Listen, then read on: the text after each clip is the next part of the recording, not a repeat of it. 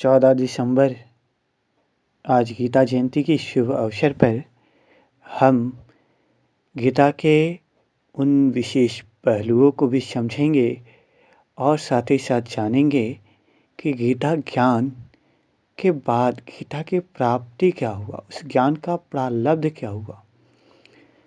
हर एक ज्ञान का कुछ ना कुछ प्रारब्ध होता है और उस प्रारब्ध अर्थात प्राप्ति होती है।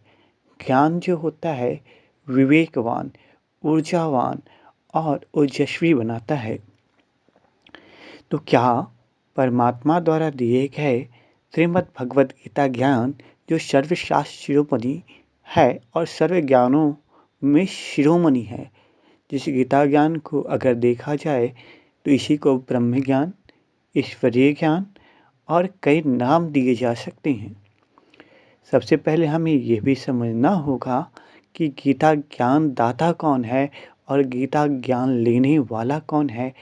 अर्थात यह भी समझना होगा हमें कि वास्तव में गीता ज्ञान देने वाला जो ईश्वर शक्ति है वो कौन है और किसे दिया और क्यों दिया, और साथ में यह भी एक प्रश्न उठता है कब दिया। क्या गीता ज्ञान स्थूल मनोस्थिति का चित्रण का ज्ञान है? क्या गीता ज्ञान दो परिवारों के आपसी कलह का ज्ञान है? क्या गीता ज्ञान एक भूमि की टुकड़ी के लिए किया गया ज्ञान है, युद्ध है? या गीता ज्ञान मनोविकारों अर्थात पांचों विकारों रूपी महाअसुरों को जीतने का ज्ञान है? हम यह भी समझेंगे कि गीता का भगवान जो है वास्तव में वो निराकार है, वो साकार है। क्योंकि अगर यह समझ में आ जाए कि गीता ज्ञान देने वाला ईश्वरी शक्ति कौन है और हम यह समझ जाएं तो और यह भी अच्छी तरीके से अगर हमें समझ में आ जाए कि गीता ज्ञान देने वाला साकार है या निराकार। अगर निराकार है तो यह सर्वधर्म मान्य पुस्तक हो जाता है। अगर वो साकार है, गीता ज्ञान देने वाला ईश्वर अगर साकार है तो वो सर्वधर्म मान्य पुस्तक नहीं हो पाता। तो हम यह भी समझेंगे कि गीता में कई जगह सदाशिव के कई नाम आए हैं।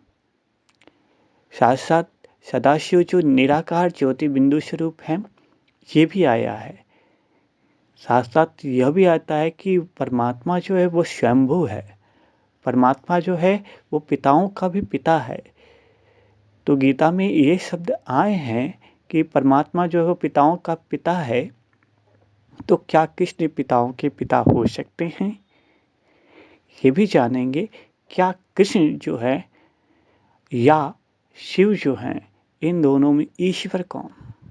और यह भी जानेंगे कि क्या ईश्वरीय सत्ता जो जगत का माता पिता बंधु सखा और सद्गुरु है, क्या वह स्थूल युद्ध करने के लिए अपने बच्चों को आदेश देगा? क्या एक श्रेष्ठ माता पिता कभी भी अपने बच्चे को युद्ध करने का परामर्श देंगे? साथ ही साथ हम यह भी समझेंगे कि परमात्मा जो है, जो परम शक्ति पराशक्ति जिसको कहा जाता है, उसके ज्ञान देने का प्रारब्ध क्या होता है। इन सभी विशेष बिंदुओं को अगर गीता ज्ञान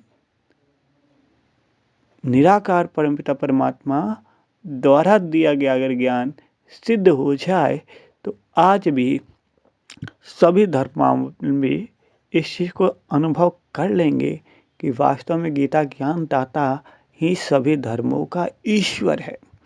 और जब ये अगर एक सभी धर्म वाले निराकार सत्ता का यथार्थ परिचय प्राप्त कर लेंगे तो सहसा ही पूरा विश्व बंधुत्व में परिवर्तन हो जाएगा।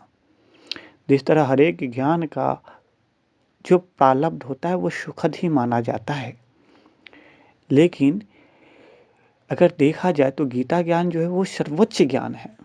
इससे सर्वोच्च ज्ञान और हो नहीं सकता।